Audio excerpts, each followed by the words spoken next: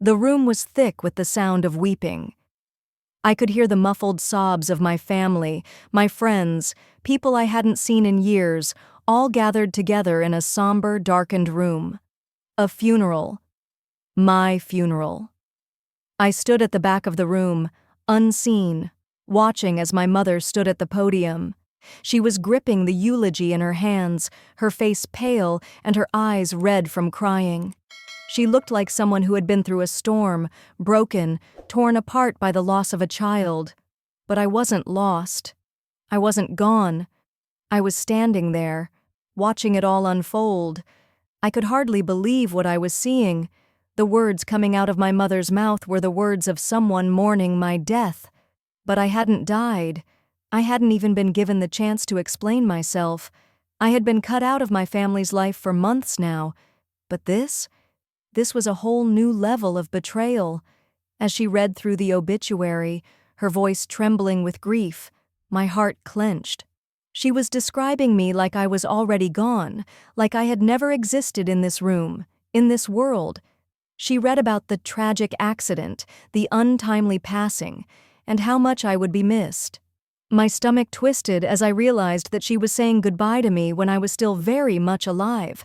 I felt a surge of anger, of confusion, and most of all, betrayal. How could she do this? Why hadn't she tried to reach out? Why hadn't anyone tried to find me, to see if I was okay? Why did they let things get this far? There was a moment of silence as she paused, wiping away her tears. And in that moment, something strange happened. The room went still.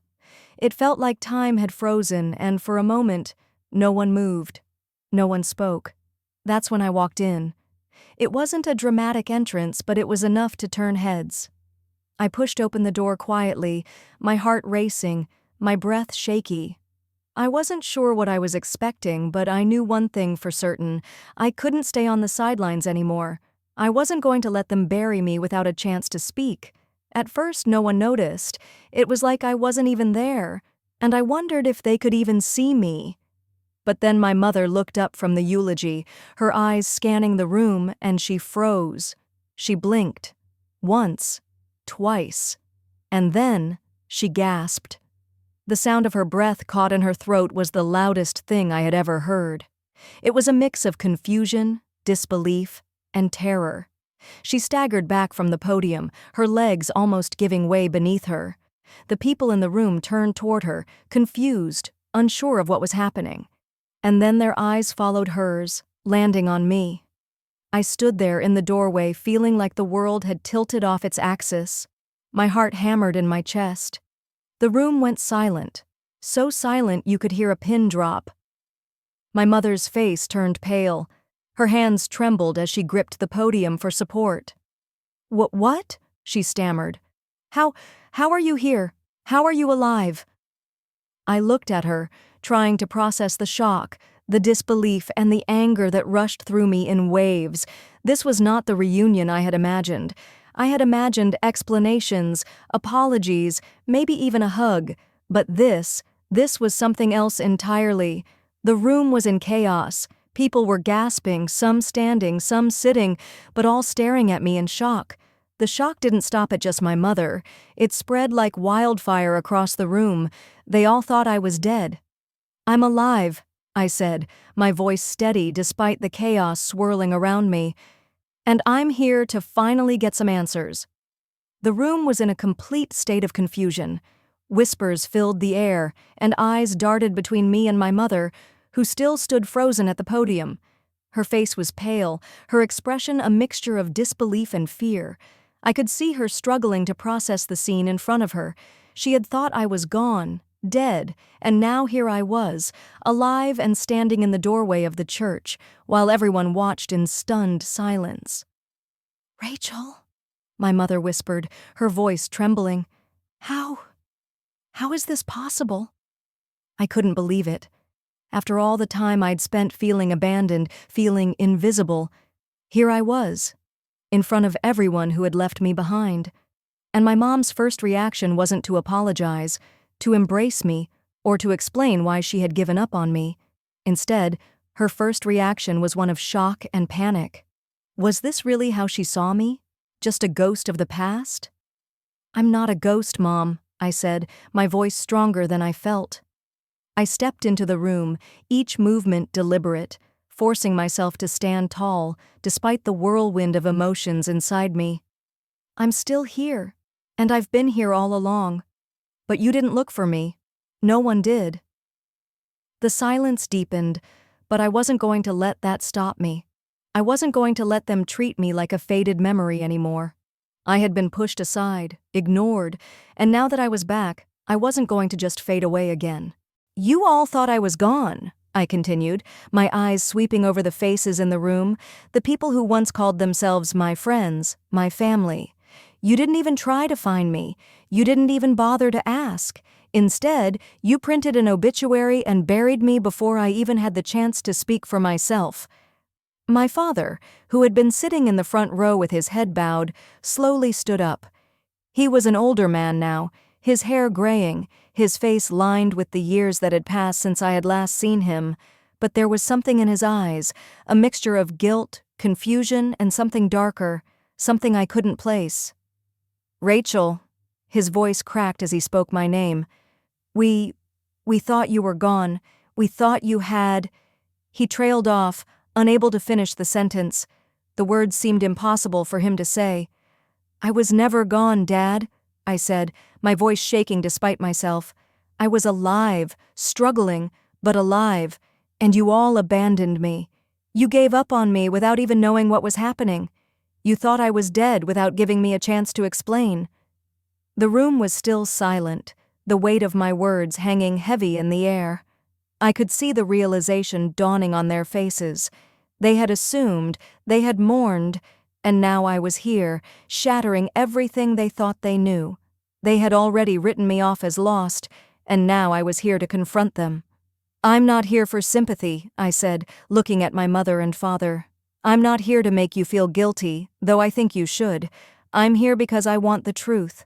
I want to know why you gave up on me. I want to know why none of you cared enough to look for me. My mother, still in shock, opened her mouth to speak, but the words wouldn't come. She was struggling to form an explanation, to give me something, anything that made sense, but it was clear she didn't have an answer. My father finally spoke, his voice rough with emotion. Rachel, we thought you had just left. We thought you had cut ties with us. After everything that happened, we didn't know how to reach out to you. We didn't know where you were or what you were going through. I felt my anger rise again. This wasn't the apology I needed. This wasn't the reunion I had imagined.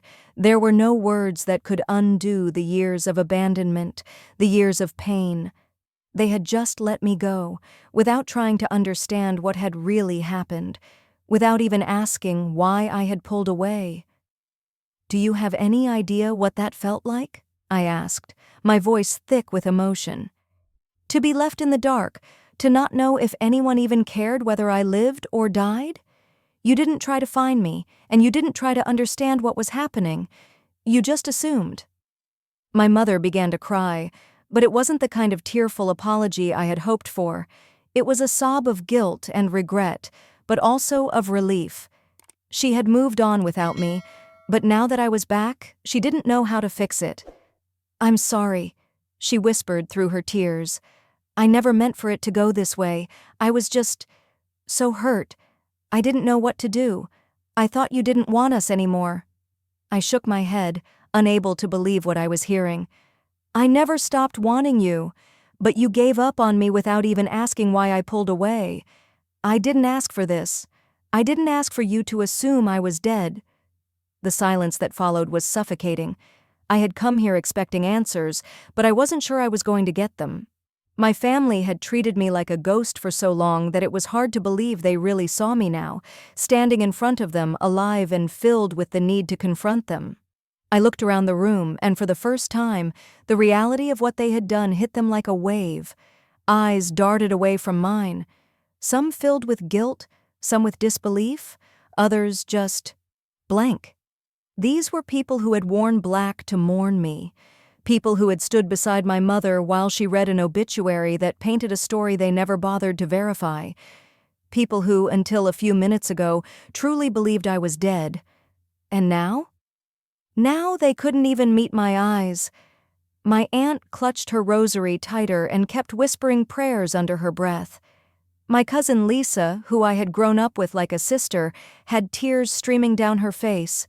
And yet, not one of them had picked up the phone in all those months when I went silent. Not one had knocked on my door or asked where I had gone. I turned back to my mother, who was still crying softly, clutching the paper she had written my obituary on, words she had prepared instead of calling me.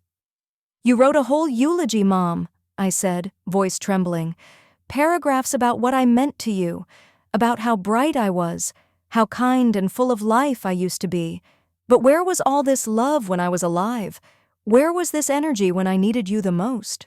She looked crushed, her fingers shaking as she folded the paper in half, unable to speak. My dad lowered his head again. I could see it now. They weren't just shocked I was alive. They were ashamed of how easily they had let me go. The silence grew heavier, unbearable almost, and so I spoke again. "I didn't die in an accident. I didn't vanish into thin air. I was in the city, living, working, surviving. I just needed space. I needed to breathe after everything that happened with the family, with Dad, with Ava. But you never gave me that chance. You didn't wait. You just assumed the worst, and somehow that made it easier for you." There was a shifting in the room. The tension was thick, but it was no longer just shock. It was realization. One by one, the people in the room were beginning to understand what they had done.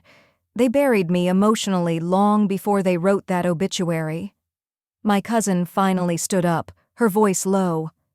"Rachel, we thought you were gone. We really did. Your mom told us. She said the hospital had called, that they had found someone matching your ID."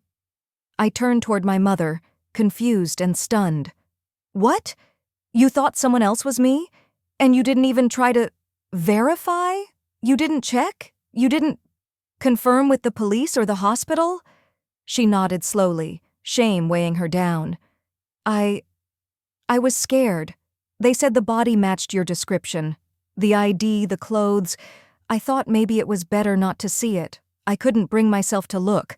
I just accepted it." She didn't even look. I sat down, suddenly feeling all the weight of the past year crash over me again. "You didn't just lose me by accident, Mom. You chose to erase me. You picked the version of the story where I was gone, instead of the harder one where you'd have to face me, call me, ask me why I walked away in the first place." My mother tried to come closer, but I held up a hand. "Number, not yet. I need to say this." I looked back at everyone again. "All of you. You grieved me when it was convenient. You cried today because you thought you lost me, but none of you cried when I disappeared emotionally. None of you checked on me when I went silent. I was struggling. I was hurting. But I wasn't dead. I was just invisible to you." The truth cut through the room like a blade. For once, no one could hide behind tears or religious hymns or fake smiles. They had to sit with the reality they had created. They mourned someone they abandoned. And now that I was standing in front of them, alive, breathing, hurting, they didn't know how to undo it. A heavy silence hung in the room. My mother sat down slowly in the front pew, holding the folded obituary in her lap like it was made of glass. Her shoulders shook. My father hadn't looked up since I spoke. And the rest of the room? Quiet. Uncomfortable. Drenched in the guilt they had all earned. I stood there a few more seconds, letting the weight of the moment settle over everyone, especially my parents. This wasn't revenge. This was truth, raw, ugly, necessary. And then, finally, I spoke again. "I didn't come here to ruin this service," I said, "but I wasn't going to let you bury me without hearing from me first. Not after everything. I needed you to see me. I needed you to know that I didn't disappear. I was pushed. I was erased." People shifted awkwardly in their seats, unable to look me in the eyes. I could tell some of them didn't want to be there anymore. The illusion was broken. The neat, sanitized story they'd created about me, the tragic daughter who drifted too far and got lost, That story was easier to accept than the messy truth. I took a breath. My voice softened, but it didn't shake. There was a time I would have given anything to be back here, a time when I would have begged for someone to notice me. But not anymore. I've built a life. I have people in my corner now. I'm not broken. I'm not lost. And I'm definitely not the version of me you tried to bury. My mother whispered, barely audible, "Rachel, I'm sorry." I turned to her. "I believe you're sorry now, but I hope you're more than that. I hope you change. I hope you learn to fight for the people you love instead of giving up on them when things get uncomfortable." She nodded slowly, tears running freely down her cheeks. "I will. I'll do better if you let me." I paused. My heart wanted to run to her. My inner child wanted to collapse into her arms and hear that everything would be okay. But I wasn't that child anymore. I was grown now. Changed. Bruised, but stronger. "I'm not ready to forgive everything," I said honestly, "but I'm willing to start over, on my terms. No lies, no silence, no pretending." My mom stood shakily and took a step forward. "I'll take whatever you give me." For a moment, we just stood there, two women with too much history and too many unspoken words, but for the first time in years, there was a thread of something real between us.